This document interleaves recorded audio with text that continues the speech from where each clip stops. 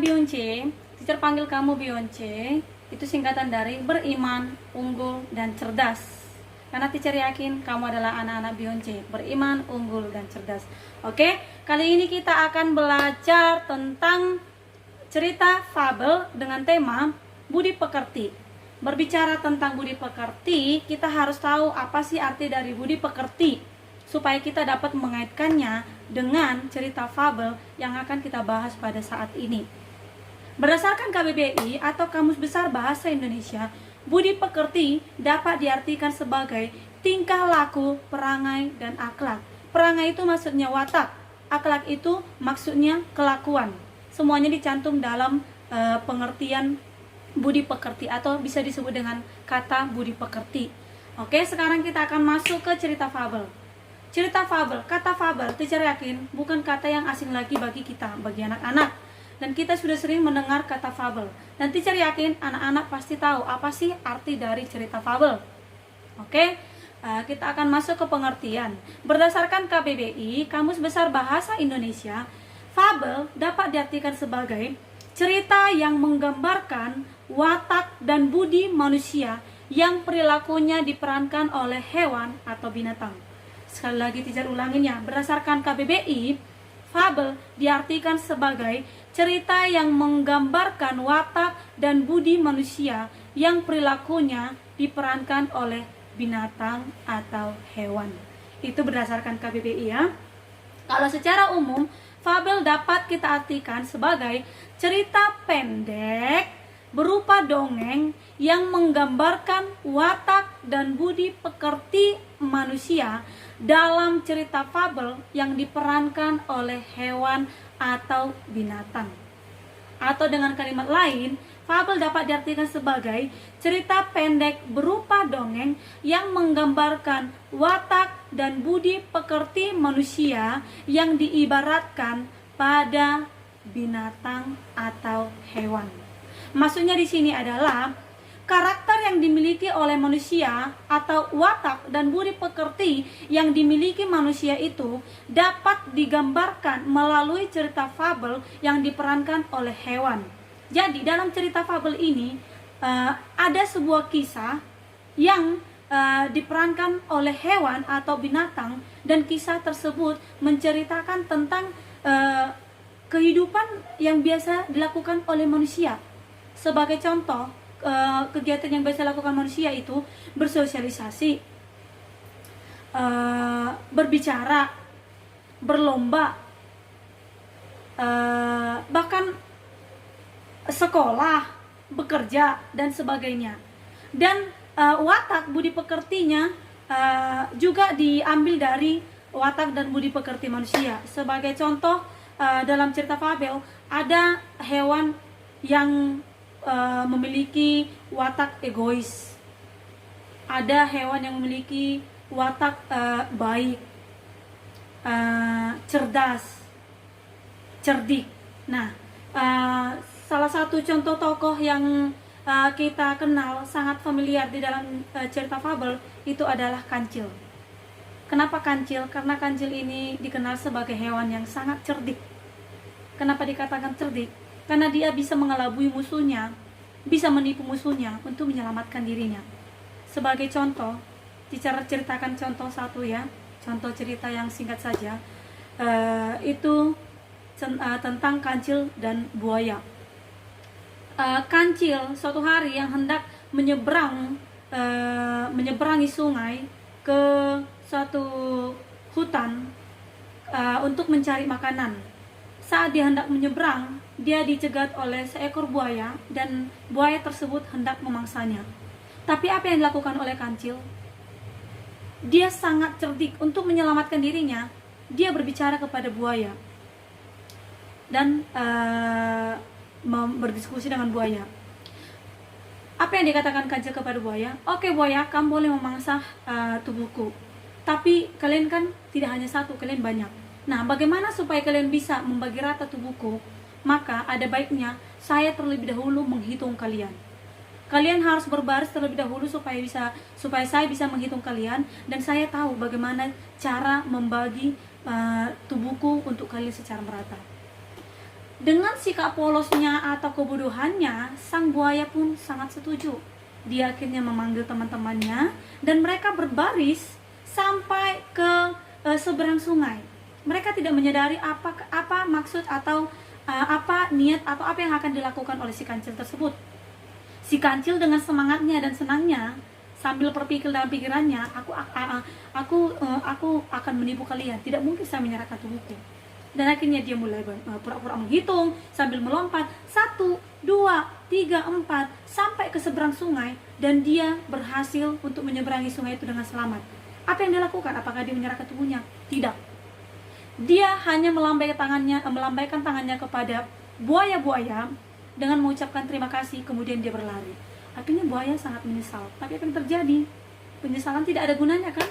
Karena kancil sudah menyelamatkan dirinya dan mereka tidak mendapat mangsa atau makan. Nah, itu salah satu contoh cerita fabel. Oke, pengertian sudah selesai. Sekarang kita masuk ke ciri-ciri cerita fabel. Nah, anak-anak, sekarang kita masuk ke ciri-ciri fabel. Di sini, teacher akan membagikan ciri-ciri fabel sebanyak 12 berdasarkan sumber yang teacher dapat, yaitu dari Google, dari buku paket, dan sebagainya. Ciri fabel yang pertama adalah bahwa cerita fabel itu bersifat fiktif atau hayalan, dalam arti bahwa cerita fabel itu tidak terjadi secara nyata, tidak benar-benar nyata atau bukan kenyataan, tetapi hanya hayalan atau fiktif. Karena kita tahu tokoh yang ada dalam cerita fabel itu kan hewan, binatang, dan kita tahu secara umum di dunia nyata hewan atau binatang itu tidak bisa berbicara, tidak bisa berpikir, bertindak layaknya seperti yang dilakukan manusia. Oke, mungkin ada beberapa hewan yang bisa berbicara seperti burung beo, burung kakatua, tapi itu karena dilatih dengan waktu yang cukup lama dan penuh kegigihan ya. Berbeda dengan manusia. Kalau manusia itu berbicara, teacher rasa itu secara alami, tetapi dengan tingkatan usia. Ada usia tertentu kapan dia bisa berbicara. Sebagai contoh kan bayi yang baru lahir itu kan belum bisa berbicara. Mau kamu latih pun seberapa lama, kalau dia masih bayi dia tidak bisa berbicara. Karena apa? Ada tingkatan usianya kapan dia bisa berbicara. Oke, jadi manusia bisa berbicara itu secara alami, tetapi dengan usia tertentu. Kapan dia bisa berbicara? Contohnya pada usia 1,5 tahun lebih. Nah, dia bisa berbicara dengan kebiasaan mendengar orang-orang yang di sekitarnya berbicara. Mungkin ibunya, ayahnya, saudara-saudaranya. Nah, karena dia sering mendengar mereka berbicara di usia tertentu, dia akhirnya bisa meniru dan bisa melakukannya. Oke, itu ciri yang pertama. Ciri yang kedua, tema dari cerita fabel ini biasanya tentang hubungan sosial. Hubungan sosial itu hubungan sosial antar hewan. Nah, bagaimana sekelompok hewan itu melakukan hubungan sosial di suatu tempat atau di sebuah hutan, siapa yang menjadi rajanya, siapa yang menjadi anggotanya, dan bagaimana mereka saling membantu untuk menyelesaikan masalah atau untuk mencari makanan. Nah, itu biasanya yang dikisahkan dalam cerita fabel adalah tentang seperti itu. Oke.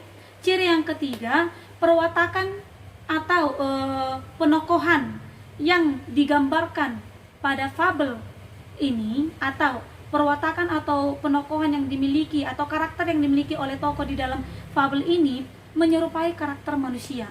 Bagaimana karakter manusia biasanya? Itu ada yang baik, ada yang buruk, ada yang sombong, ada yang egois, dan sebagainya.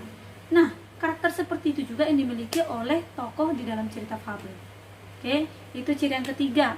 Ciri yang keempat itu, tokoh di dalam fabel ini yaitu yang disebut dengan hewan atau binatang, dapat melakukan seperti yang dilakukan manusia, dapat berpikir, dapat bertindak, dapat melakukan apa yang dilakukan oleh manusia gitu.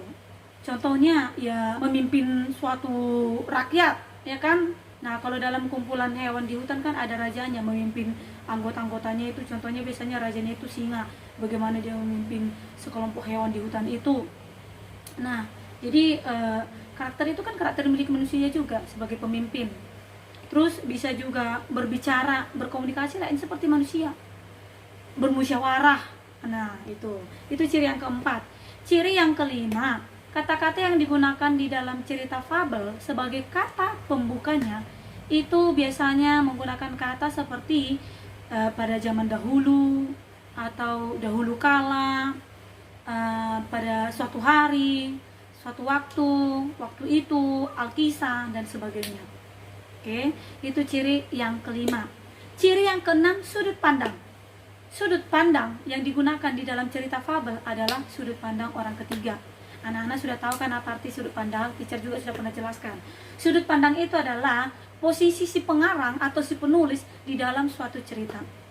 Nah, di dalam cerita fabel, posisi si pengarang adalah sebagai orang ketiga, atau dia berada di luar cerita gitu. Dia tidak ada dalam cerita tersebut, dia berada di luar cerita. Kalau misalnya sudut pandang orang pertama kan si penulis itu menjadi tokoh utama di dalam cerita, di dalam suatu cerita. Dan tokoh yang digunakan di situ adalah tokoh kata ganti aku. Aku seperti pengarang di situ seperti menceritakan kisah hidupnya sendiri. Dan dia membuat dirinya sebagai tokoh utama. Itu kalau sudut pandang orang pertama. Kalau sudut pandang orang ketiga, penulis tidak terdapat di dalam cerita. Dia hanya menceritakan, dia ada di luar cerita. Karena tokoh yang ada di dalam cerita fabel ini hewan, binatang. Sementara yang menulis cerita ini kan manusia. Jadi dia hanya sebagai pengamat, sebagai pencerita. Mungkin pencerita yang serba tahu, bisa juga sebagai pengamat. Itu ciri yang keenam. Ciri yang ketujuh, alur. Alur yang digunakan di dalam cerita fabel itu pada umumnya alur maju, yaitu menceritakan kehidupan yang mengarah ke masa depan, bukan ke masa lalu. Berbeda dengan novel. Kalau novel itu kan ada 3 alur yang digunakan. Alur maju, mundur, maju mundur, atau mundur maju. Kalau alur maju itu sebagai contoh ya cerita yang mengisahkan seorang pria mungkin yang saat diceritakan itu dia sudah dalam status mahasiswa. Nah, itu diceritakan dia mulai dari mahasiswa sampai dia lulus, sampai dia bekerja, mungkin dia bekerja sebagai gubernur, sampai dia memiliki keluarga, dan sampai dia meninggal. Itu alur maju, sampai menoleh ke masa lalu. Kalau alur mundur, kita pasti sudah pernah nonton film Titanic ya. Titanic itu adalah contoh cerita yang memiliki alur mundur, di mana cerita tersebut mewawancarai seorang nenek. Nenek tersebut merupakan salah satu orang yang selamat dari tragedi Titanic tersebut. Saat dia diwawancarai, dia langsung menceritakan bagaimana kisah yang dialaminya, dan film tersebut diputar ya masa lalu tersebut. Semua tentang yang mulai dari kapal Titanic itu berangkat, sampai bagaimana aktivitas orang-orang di dalam kapal Titanic, sampai kapal Titanic itu pecah, dan sampai pada akhirnya nenek itu selamat. Itu alur mundur. Kalau alur maju mundur, kalau kalian pernah nonton, kalau teacher pernah nonton, itu film Sunny. Sunny itu memiliki pesan moral yang sangat bagus. Itu ceritanya tentang persahabatan. 5 orang yang bersahabat. Ceritanya itu dimulai ketika ketua geng di dalam persahabatan mereka itu, setelah mereka tamat sekolah ya, mereka kan memiliki geng itu sewaktu sekolah. Ketika udah tamat sekolah, mereka sudah berpisah, tidak ada yang sama gitu. Nah, perjumpaan antara teman yang satu dengan ketua geng ini itu berada ketika di rumah sakit. Ketua gengnya ini sakit dan yang satunya ini mengantar suaminya untuk berobat. Nah, ketika mereka bertemu, mereka bercerita dan mengulang kisah mereka di masa sekolah. Dan film itu diputar ke masa lalu. Setelah diputar bagaimana kisah mereka sewaktu sekolah, kemudian kembali lagi ke masa mereka, dan si temannya ketua geng ini berusaha untuk mencari teman yang lain. Ketika dia sudah mencari, itu kan ke masa depan, berarti bukan masa lalu lagi, mencari gitu dan bertemu, mereka juga bercerita-cerita dan mengenang masa lalu mereka ketika mereka sekolah. Nah, diputar lagi ke masa belakang. Setelah diputar, kembali lagi ke masa mereka, dan mereka itu mencari teman yang lain sampai mereka berkumpul 5 orang itu. Dan sampai akhirnya si ketua geng ini meninggal, dan dia menyerahkan semua hartanya, membagi-bagikan hartanya kepada teman-temannya. Karena rata-rata teman-temannya rata-rata hidup susah, tapi dia hidupnya enak, cuman dia keluarganya rumit. Dia bercerai dengan suaminya dan dia sakit. Dan apa yang dilakukan, dia membagikan hartanya, mewariskan hartanya kepada teman-temannya. Itu cerita yang maju mundur. Oke, itu tentang alur. Sekarang ciri yang ke-8. Ciri yang ke-8, di dalam fabel juga ada konflik. Konflik mencakup permasalahan yang biasanya dialami oleh manusia. Jadi ternyata bukan hanya di cerita novel atau di cerita yang mengisahkan kehidupan manusia yang memiliki konflik. Ternyata di cerita fabel juga ada konflik atau permasalahan yang mereka alami. Mungkin itu konflik tentang perebutan jabatan, bisa juga tentang perebutan hak milik tanah gitu, atau perebutan seorang wanita, atau konflik percintaan seperti yang pernah nonton itu Tom and Jerry. Tom and Jerry, di mana si Jerry ini yang diperankan oleh kucing sedang berkencan dengan kucing wanita dan diganggu oleh si Tom. Si Tom ini adalah tikus. Dia mengganggu mereka, bahkan merebut kucing wanita ini untuk menjadi pacarnya. Itu konflik percintaan. Oke, itu ciri yang ke-8. Ciri yang ke-9, biasanya kisah hidup tokoh yang baik itu akan berakhir dengan bahagia. Sementara kisah hidup tokoh yang jahat biasanya itu berakhir sengsara. Sama juga ya seperti di cerita novel atau di dongeng-dongeng yang diperankan oleh manusia seperti Cinderella, Bawang Merah Bawang Putih. Itu kan seperti itu juga. Tokoh yang baik biasanya berakhir bahagia di Cinderella. Tokoh yang jahat itu biasanya sengsara gitu. Itu ciri yang ke-9.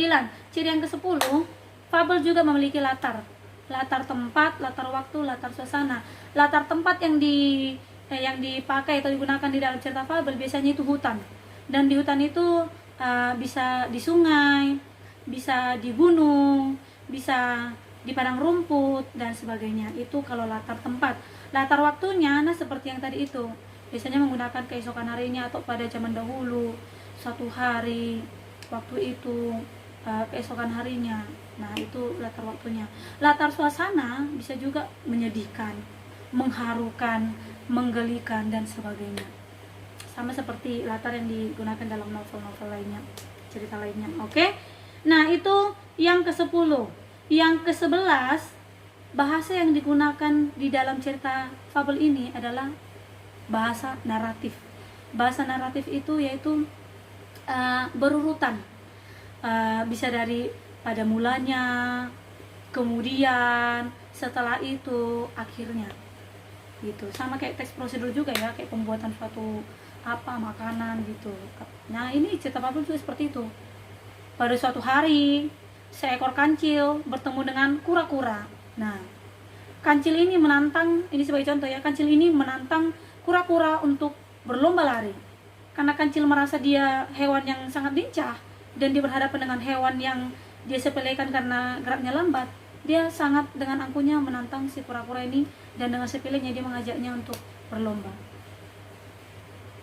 Dan mereka pun membuat perjanjian kapan mereka akan melakukan perlombaan, yaitu keesokan harinya.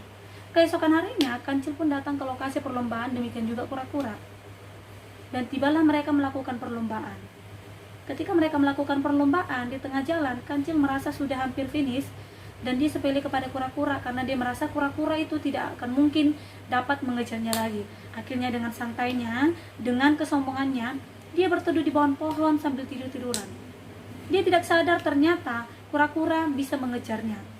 Nah, ketika kura-kura bisa mengejarnya dan melewati kancil, akhirnya kura-kura pun sampai di garis finish.